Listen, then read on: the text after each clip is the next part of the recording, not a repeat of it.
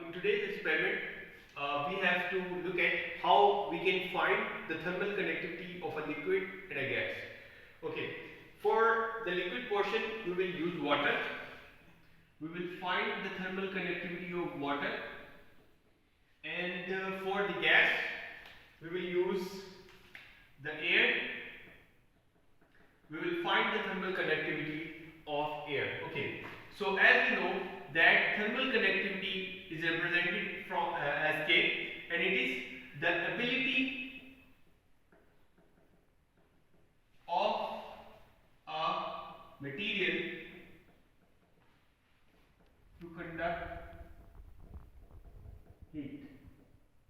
Basically, how fast the material can conduct a heat, that is represented by its thermal conductivity K. कि material कितनी तेजी से heat को transfer कर सकता है, that is represented by the thermal conductivity K. As we know that from Fourier's law of heat conduction, Q dot, basically heat conduction from a material is equal to K A dt by dx minus, okay, for steady state heat transfer through a wall, we can write this formula as Ka del T by del x Q dot of conduction. Basically, if we have a thick wall of thickness delta x and the temperature difference at this end is T1 and the temperature difference at this end is T2. So if we consider a steady state heat transfer Q dot, steady state means there is no change with time. This T1 remains constant and this T2 remains constant, and with the time of passage the heat conducts, and that heat is basically represented as A delta T by delta x. Okay, experimentally we have observed, experiment के through हमने देखा गया कि for if we have different materials of this wall, okay, and we keep the same temperature on both sides like T1 and T2, T1 and T2 is same, and the area of the wall, the area perpendicular to the heat conduction, this A is basically area perpendicular to the heat conduction is same, then we observe the different heat transfer in different materials, like this Q dot is different if we use the copper, if we use the aluminium, this Q dot will be different if we have the same delta T and the same thickness and the same area. Okay, so this K is that, it means this K is basically the material dependent. It represents कि जितना कोई material जितनी तेजी से heat transfer कर सकता है, the value of K for that material will be higher, so the Q dot will be higher. Okay, so in this experiment, this dt by dx is basically the temperature gradient, or in case of this steady wall, this is usually a constant like dt by dx. So that delta t, like dt by dx, is the slope of this line. Since it is the slope of this line is negative because its inclination is greater than 90 degrees, so this slope is negative. So to keep the heat transferring from high temperature to low temperature is a positive quantity. So to make this Q dot is positive, so we have written here minus here. So this Q dot is positive if the heat transfer from the high temperature to the low temperature. So this is the formula we have to use to find the thermal conductivity of a material. We will use the equipment available in our lab to find the thermal conductivity of a material K. For that we have to consider the radial heat transfer through a cylinder. We have studied in your lecture theory, right? If we have this, I'll come to the equipment later on.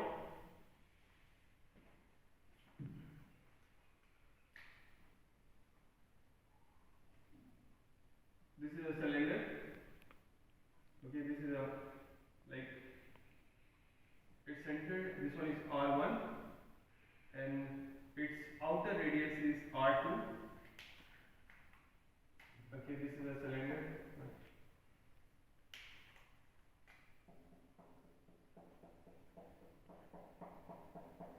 Consider there is a fluid of moving through through this cylinder at high temperature, and there is an on the outside we can assume there is air. On the inside there is a temperature T1, and on the outer side of this cylinder the temperature is T2. Okay, so we can, the heat will conduct through this cylinder. We can represent that heat conduction through Q dot. So this Q dot through this cylinder can be represented as, through Fourier's law, Q dot is equal to minus Ka dt by dr. Basically, dt by dr is the gradient of temperature along the wall. So as we know that at any, because this is a cylinder, it will have a length as on the back side, like you can assume that this surface is from this one is the cross sectional area, and there is a back end length as well. So at any radius r, I can assume this is the radius r, the area is basically equal to 2 by r into L. Okay, the area perpendicular to the heat transfer, because for the Q dot, since it's a steady heat transfer, so Q dot will be constant. So to find the K, we need the A and dt by dr, because this A is, as we move from inward to outward, so the area perpendicular to the heat transfer increases, because this one is a smaller surface area on the inside. As you go towards the outer boundary, the area perpendicular to the heat transfer increases. So at any radius as 2 by RL. So I can rearrange this equation like Q dot divided by A into dr is equal to minus into dt, k dt, sorry. So minus ka dt by dr. Okay, so I can write Q dot divided by 2 by RL, and dr is equal to minus k this dt.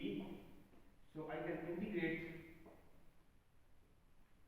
this quantity from radius r1 to r2.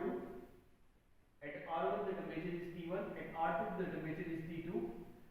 So T1 to T2. Since Q dot is constant, it will come out 2 by L is constant, and here K is constant. So this quantity, this whole fraction becomes like Q dot is equal to minus 2 pi L K del, I can write it as like upper value minus lower value, T2 minus T1 divided by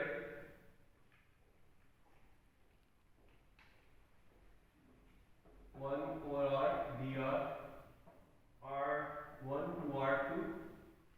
So 1 over r is basically log natural r, upper limit minus lower limit. So log natural r2 minus log natural r1. So it can be written as log natural r2 by log natural r1. So it will become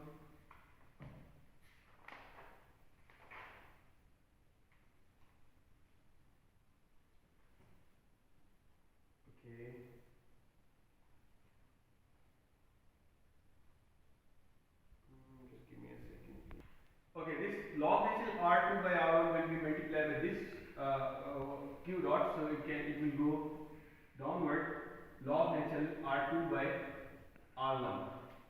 So the final expression for the heat transfer, this for the steady heat transfer, Q dot is equal to minus, sorry, I'll adjust the minus here.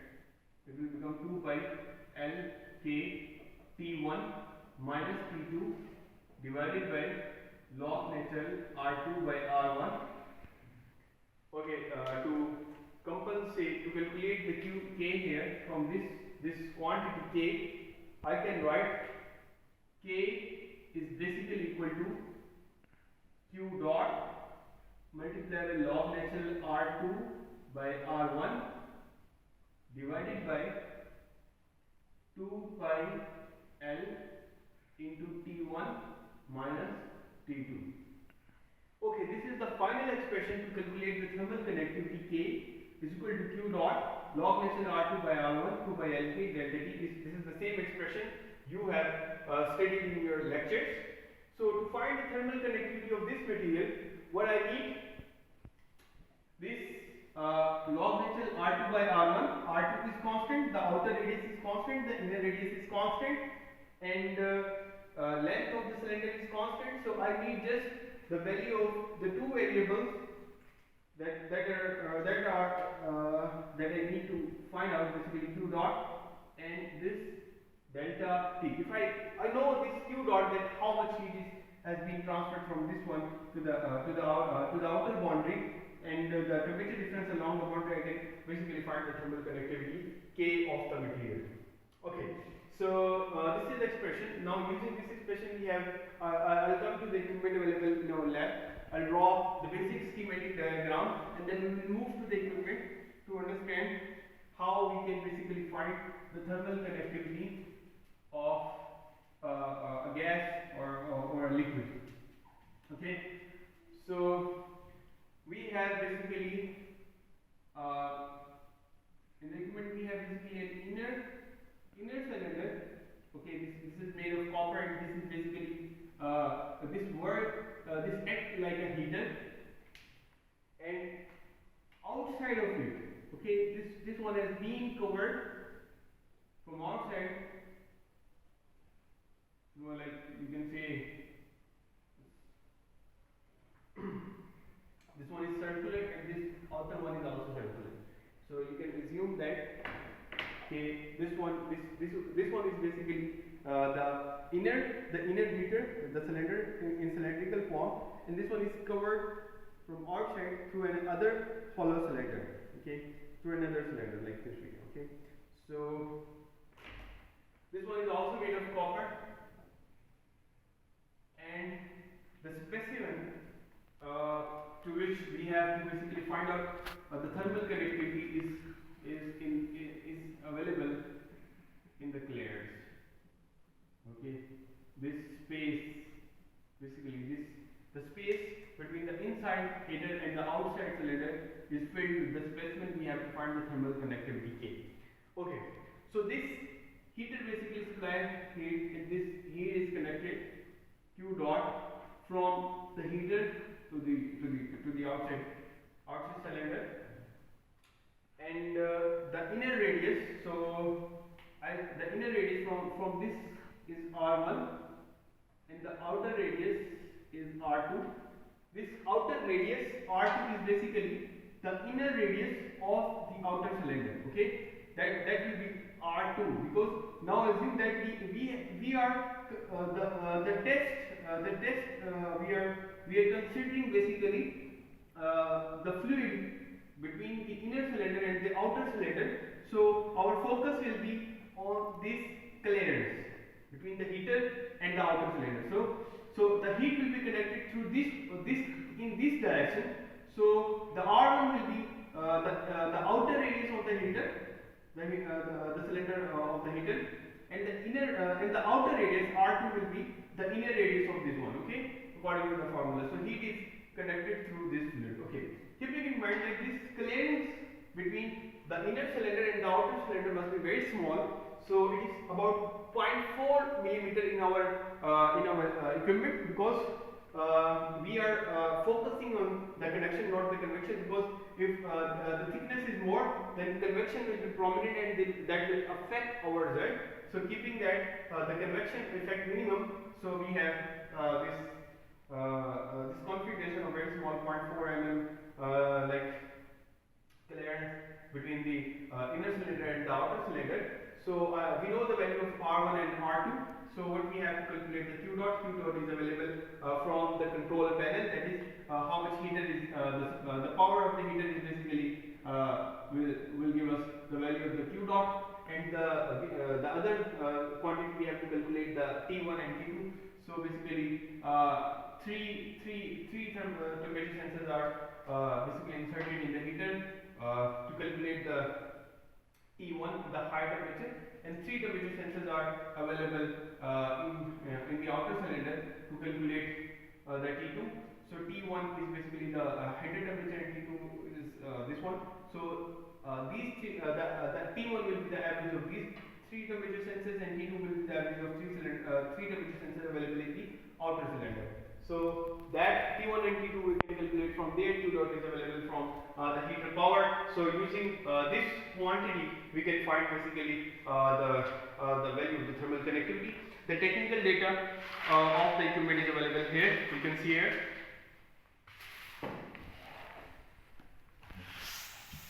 Okay, so you can see that. So the clearance is 0.4 mm. And the outer dia, these are the parameter of the inner cylinder or the heater one. So the outer dia we need is 33.3, and keeping in mind the inner dia of the outer cylinder is 34.1. So these are the diameters. So if you subtract these quantities and divide by 2, you will get the 0.4 mm, that is the clearance. And the other thing you have to notice is that the length of the inner cylinder is 120 mm, whereas for the outer cylinder is 100 mm. The extra 20 millimeter is basically there to cover to give the coverage so that there is no leakage of the water. I'll show you during the equipment. And the material of the both is copper, but this one is the literature value for the K is 0.026, and for the water is 0.613, and the heater maximum power is 150 watt. We will use these parameters to calculate the thermal conductivity K. And again, you can have a look.